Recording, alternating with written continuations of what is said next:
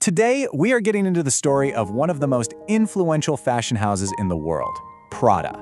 It's a wild ride, from a pretty conservative luggage maker to a true avant-garde icon, and it's full of some amazing twists and turns. But let's kick things off with a question. What in the world could luxury handbags and missions to the moon possibly have in common? I know, it sounds completely out there, but trust me, you're gonna want to stick around for the answer. Okay, so let's get right into it. To really get Prada, we have to rewind all the way back to 1913 in Milan. And let me tell you, the company's beginnings were way more traditional than you might think. So the company actually started as Fratelli Prada, or Prada Brothers. It was a leather goods shop founded by Mario Prada. And he was all about high-end luggage, selling these fancy imported English steamer trunks. After Mario, his daughter Luisa ran things for about 20 years, and then her daughter Miuccia Prada took over in 1978.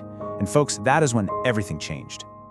You can't make this up. The irony is just perfect. The founder, Mario Prada, was totally against women being in business. He literally banned female family members from working at his company. And yet, who takes over? First his daughter, and then his granddaughter. And Miuccia wasn't your typical heir. She had a PhD in political science, she was a trained mime, and a member of the Italian Communist Party. Talk about a complete 180 from the old guard. So, Miuccia's first big move was a total game changer. In 1979, she launches this line of backpacks made out of Poco nylon. Now, this was a super tough industrial waterproof fabric that her grandfather had only ever used to cover his fancy leather trunks. Taking a utilitarian material and making it the star of a luxury product? Nobody was doing that. It was the very first sign that Prada was here to break all the rules. And that rebellious spirit really got forged into this powerful, influential aesthetic in the 1990s. This wasn't just about using different materials anymore, it was about totally changing the conversation around what we even consider beautiful. Which brings us to this idea right here, the concept that really put Prada on the map: ugly chic. You gotta remember, in the 90s, high fashion was all about over-the-top glamour and sex appeal. Miuccia just went the other way. Her designs were minimalist, kind of drab, and deliberately unsexy. It was fashion for your brain.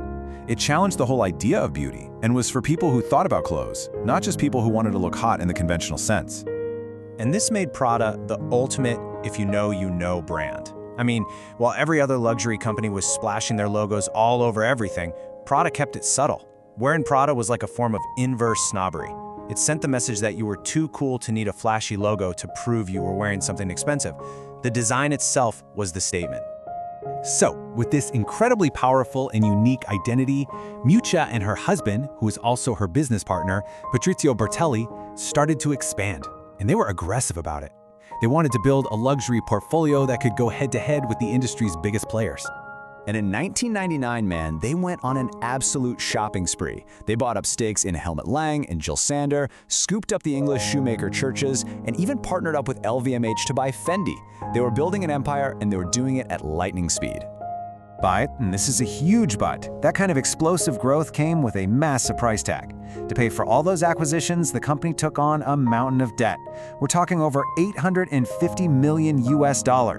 And that financial pressure, it was about to define the next chapter of their story. The new millennium brought a pretty harsh reality check. All that debt became a huge problem, and at the same time, a series of public controversies started to chip away at the brand's cool intellectual image.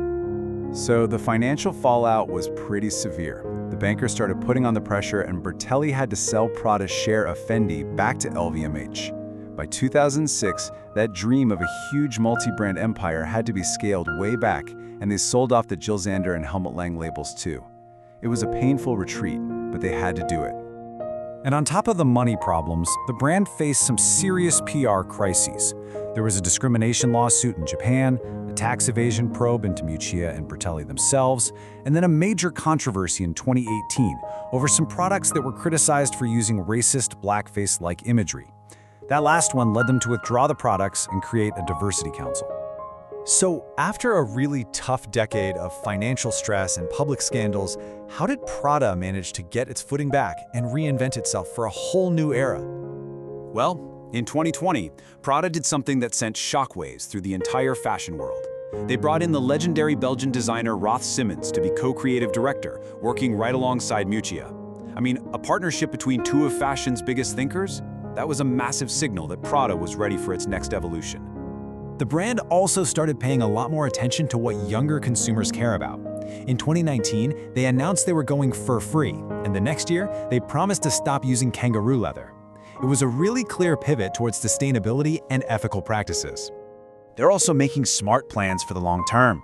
There's a clear succession plan in the works now. With the founders getting older, they brought in an outside CEO, Andrea Guerra, to help manage the transition before, eventually, their kids take over the leadership.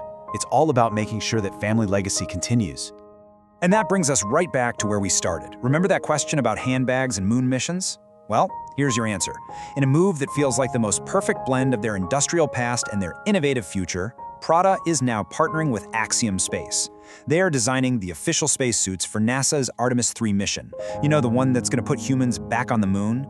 From covering trunks with nylon to dressing astronauts for space. How incredible is that? For over 100 years, Prada has just consistently blown up our expectations of what luxury and beauty and even function can be. It really makes you wonder, after conquering fashion and now heading to outer space, what on earth is this iconic brand going to redefine next?